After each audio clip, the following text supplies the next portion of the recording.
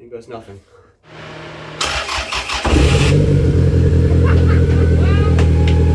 And what do we have here? Dripping on the floor.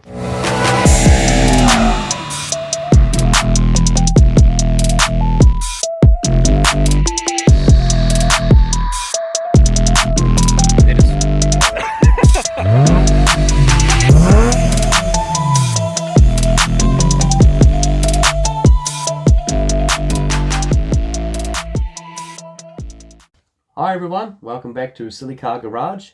It is, as usual, your boy. I'd like to say a quick apology for being missing in action for a few weeks. I've had a lot of things happen in my life, like personal things recently, and also trying to get the car running has been quite a mission as well, and I'll go into that shortly if you want to skip to this time right here. But to be honest, my mental health hasn't been the greatest lately. I've been trying to keep busy and stuff, going to work and just trying to, earn money to survive and stuff, all that jazz, but I think the best thing to do in terms of my mental health was just not pressure myself with YouTube stuff. Obviously, like, some people can handle it and that's great, and I'm really proud of them and I'm kind of jealous of them a little bit.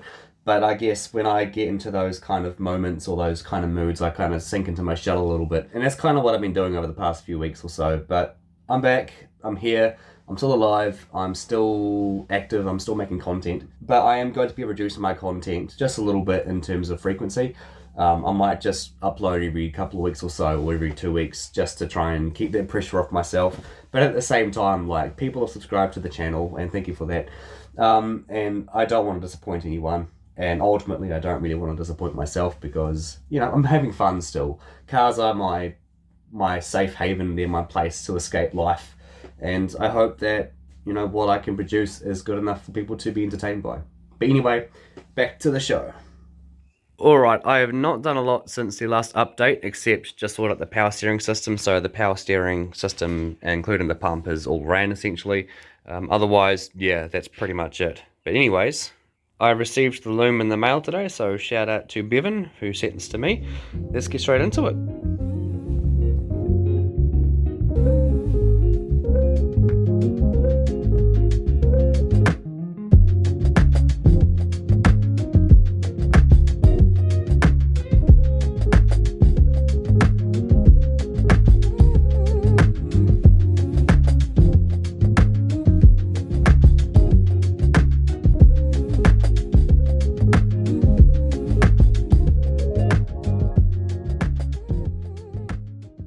I've just made a massive realization that I have messed up big time.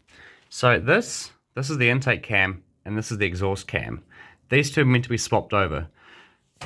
Good God. So what I'm going to do to make this a little bit easier on myself is I'm going to get rid of the alternator, the loom. I'm going to get rid of the way that he talks. Whack! I'm going to get rid of some of these hoses on the intake manifold, try and expose the tensioner down there. Might have to get rid of this power steering hose as well, but we'll have to wait and see. I'm going to have to take both camshafts out and then swap them over essentially. So, God, I'm in for a good night, aren't I? Good morning and welcome back to Stupid Car House. I am your idiot, Joshua Mahawika. So last weekend I went up to see CJ for the distributor and some other parts and stuff, and I got back home and I realised that my camshafts were in the wrong position. I've got no damn clue how the hell I managed to get it so wrong. So essentially had to take the timing cover off, take both camshafts out, obviously take the timing belt out as well, put the camshafts in the correct position, put everything back together, and just as I was putting everything back together, my tensioner has had problems. So one of the bolts snapped, and also the hole that the bolt snapped, it also stripped. So the entire engine is coming out this morning, and we're going to fix that quickly. Anyway, let's pull this engine out, eh? Son of a...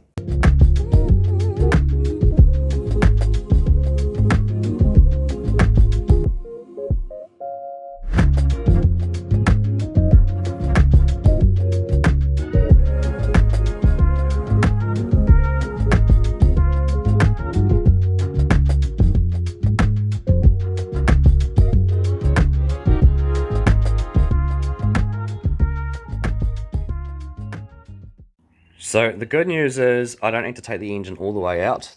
Ah, Josh, you shouldn't have said it. You should have just kept your mouth closed. God damn it. this is a position where I can work from quite comfortably. But the issue here is that the bolt snapped when I was trying to take it out. As you can see, like the rest of the bolt is still stuck in there. That one came out with no problems, but I'm probably going to helicoil it as well. So I need to take the tensioner off, take the rest of that bolt out, which should be relatively easy, but probably not, knowing me, and then pretty much try and tap and drill a new hole or helicoil it.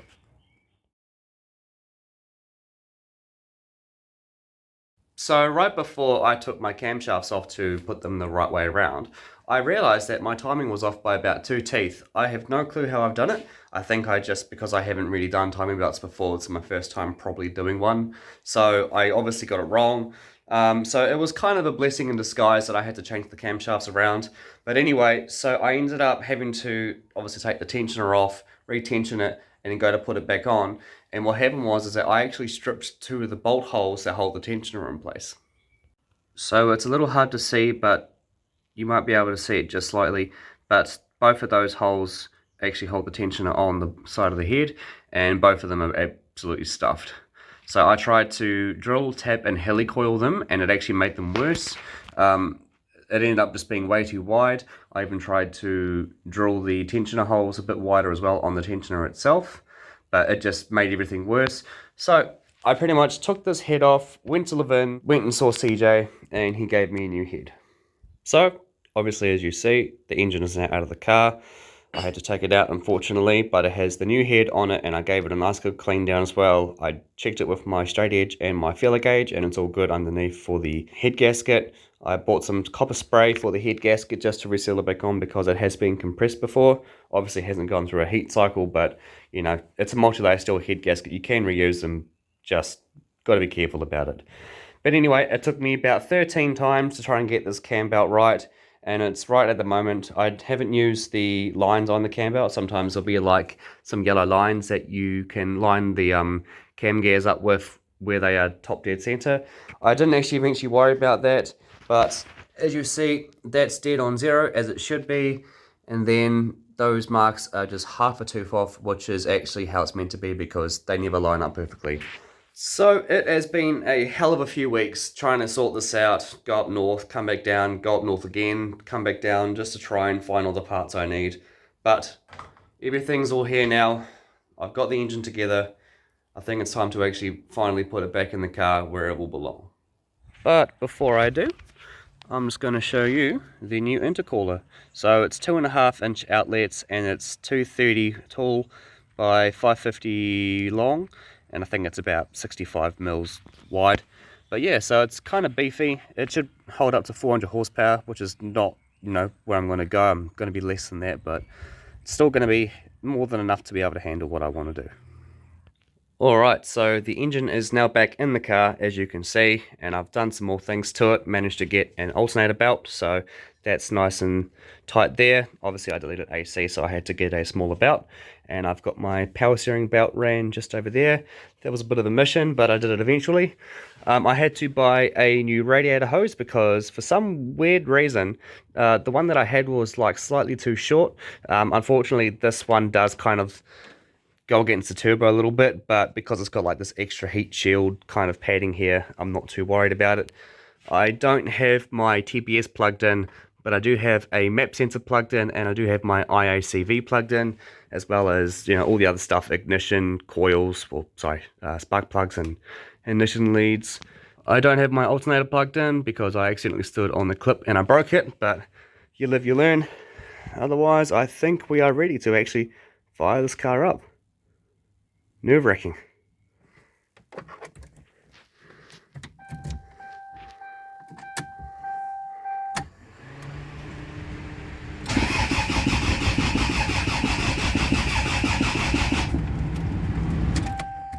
Alright, so I've just gone ahead and just kind of primed the oil in the system a little bit. I've put a tiny little bit of coolant in the radiator, so it should just fire right up now. So the oil pressure should be good enough.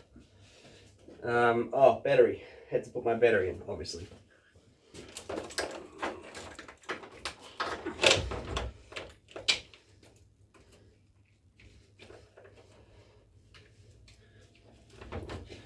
Obviously I don't have my boost lines ran, but That's always a good thing, actually, when you're starting these up. Alright, we've got power to the indicators, which is good. We've got lights. Yep.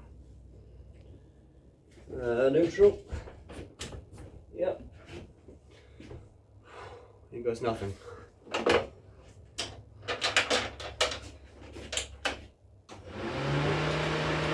Radiator fans.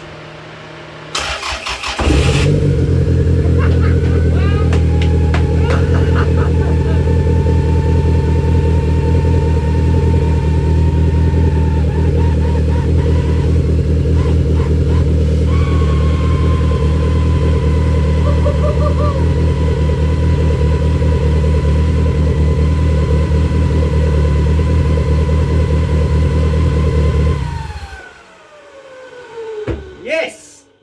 Hell yeah! Alright, I've decided to have a look under the car just to see if there's any leaks. And what do we have here? Dripping on the floor. It is my diff fluid. Obviously I've got an axle on the other side, as you can see, but I don't have a mid-shaft and a driver side axle yet. If someone can help me out with the driver side axle, I would really appreciate it. I'm looking for an E5 one. Oh well. Otherwise, I think we're looking pretty good. And now to get a new exhaust pipe and run it all the way to the back. As you can see, that's my home job right there. Guess what, Nat? It works. Have a try.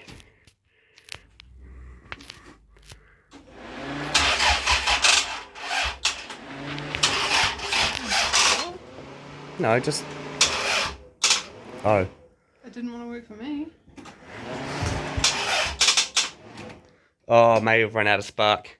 Wow. May have run out of battery power. Damn. So, unfortunately, I have ran out of battery power, I think. Hopefully that's all it is. Otherwise, yeah, the car runs, the car starts. I need to put a little bit more water into the system, and I'm only going to run water and genuine mineral oil for the first couple of 100 Ks or so. Obviously that's once I get the axles in and, you know, actually able to get the car on the ground, driving and stuff will be nice. Otherwise, that's going to end this video. Thank you so much for watching. I really appreciate it, and we will see you in the next one.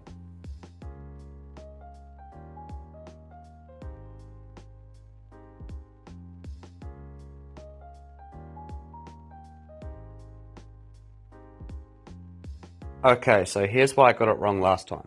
So this is the intake cam, obviously on its correct side, because that's the distributor holder right there. That says E, right? E for exhaust, right?